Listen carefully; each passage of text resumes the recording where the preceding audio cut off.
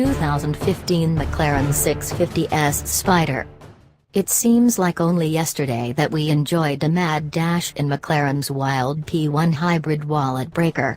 Now here we are, already back with the Brits, this time in on the great roads of southern Spain and at Ascari Race Resort as McLaren launches what has already become its most important seller, the 650S.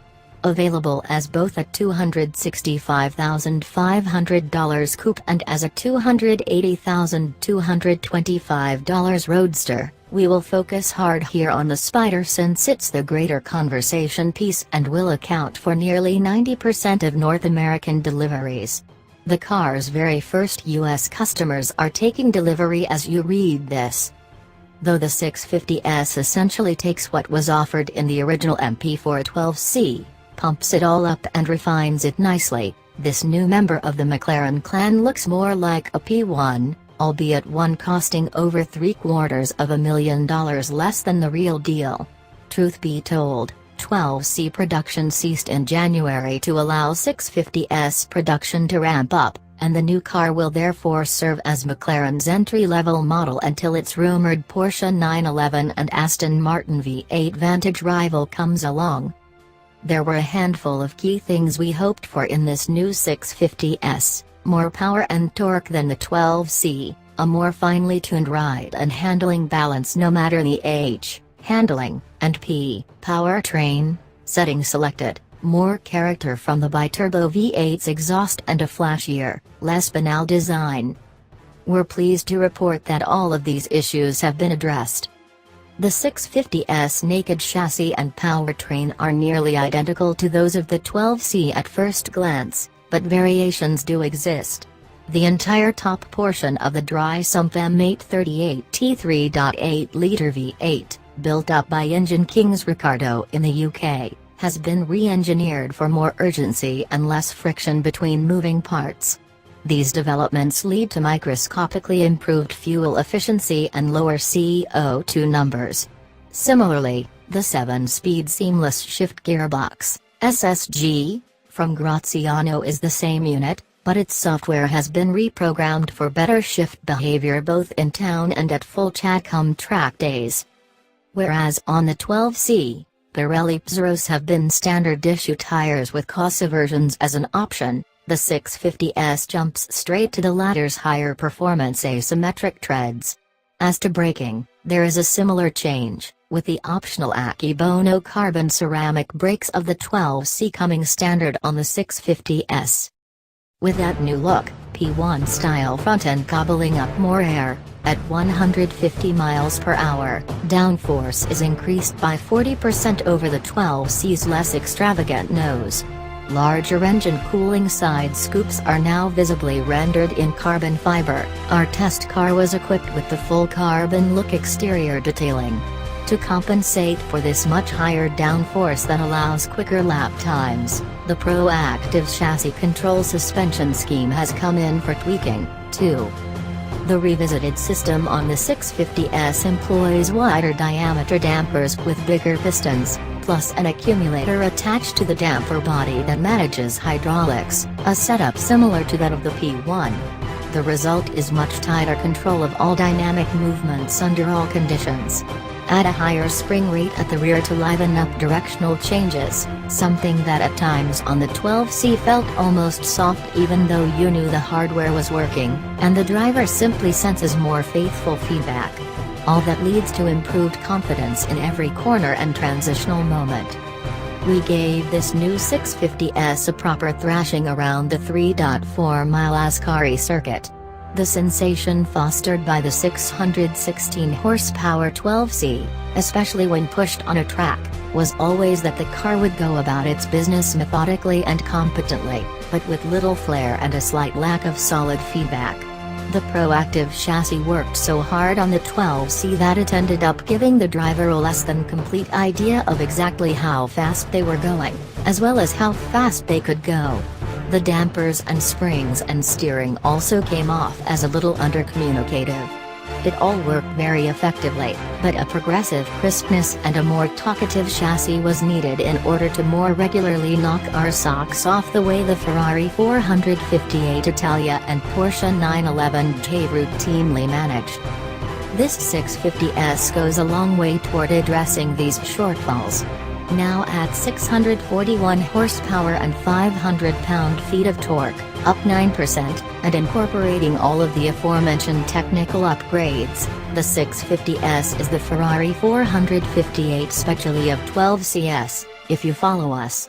Its chassis and gear shifts are exactly as they should be now, whether you have the powertrain and handling set to normal, sport, or track. We tested all three calibrations on both twisting roads and on countless laps of Ascari, and everything is quicker yet smoother, with more feedback. Most importantly, the 650S delivers these improvements with a much clearer sense that the driver is at the heart of the experience, not the technology. Steering turn-in has been especially improved on the 650S electro-hydraulic rack, and the already exceptional brake steer system, which slows the inside rear wheel in corners to curb understeer, has been carried over from the 12C. The difference brought about by the stiffer Pirelli Psero Cosa tires and Formula One quality carbon ceramic brakes cannot be overstated. With more time on the track and in these ideal dry conditions, we would have loved to have eagerly explored this exceptional equipment further. In another very positive development, McLaren has also altered the 650S braking software to make pedal feel and engagement more linear and less like an on-off switch.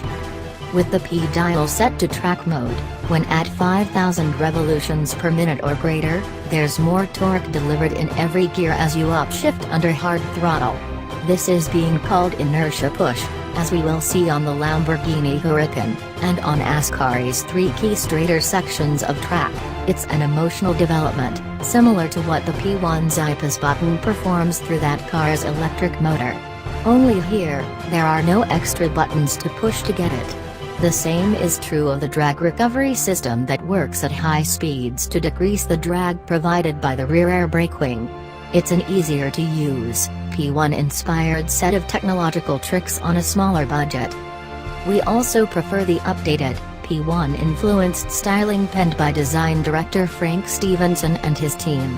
There is much more of a fanciful spirit going on. The 12C is a svelte thing, but it also is a bit anonymously styled, particularly up front. The 650S is decidedly more interesting to look at. It's also fun to watch the top retract, as can be seen above. Sitting in the 650S also provides a much more personalized cabin than that of the short-lived 12C. There are now more options available and the exterior gets 4 dedicated colors. This particular orange, McLaren's third, is named Tauraco after a blood orange in Spanish, and there's a new blue, a gray, and a green as well. Our test car featured available race seating covered in synthetic ultra-suede that, among other things, will have you religiously dieting in a jiffy. They might be tight, but this optional furniture is just the thing for testing out the 650's impressive performance numbers. The official estimate of 2.9 seconds to 60 miles per hour feels conservative, and this new Mac will storm all the way up to 204. The 12C's exhaust sound saw countless unfortunate comments hurled its way during its brief life. Revised for this model, it's sort of better now, but again, it's really heard largely outside. Inside, this car is still too quiet. Even in this Spider configuration with roof open and the little rear window down, it doesn't take a tunnel to reveal that the 650S doesn't have the operatic lungs of a Ferrari. To be fair, though, McLaren doesn't seem to be trying to compete on this front. The British racing outfit has at least engineered a 2-cylinder cutoff on downshifts that announces your approach to any Spanish village with festive, uppity throttle blips.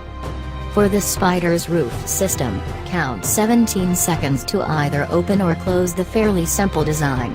Nothing has changed here from the 12C's Spider, and we still think this is the best mechanism of its type on the market. Leisurely rich folk on the go can raise or lower the roof at speeds up to 19 miles per hour, too. the joys of slow-speed multitasking. The 650S offers up a comprehensive rethink of Max 12C. As on the 12C Spider, the torsional and bending rigidity for the 650S Spider is identical to the coupe thanks to the stiffness of its aluminum and carbon fiber chassis and passenger tub. It's just one more reason to not feel obliged to go for the coupe body style if you want to do track days. The 650S offers up a comprehensive rethink of Max 12C that took the world by storm just a few years ago. This is progress of a variety that we can really appreciate, as can the buyers. After all, 90% of McLaren's American customers can't be wrong.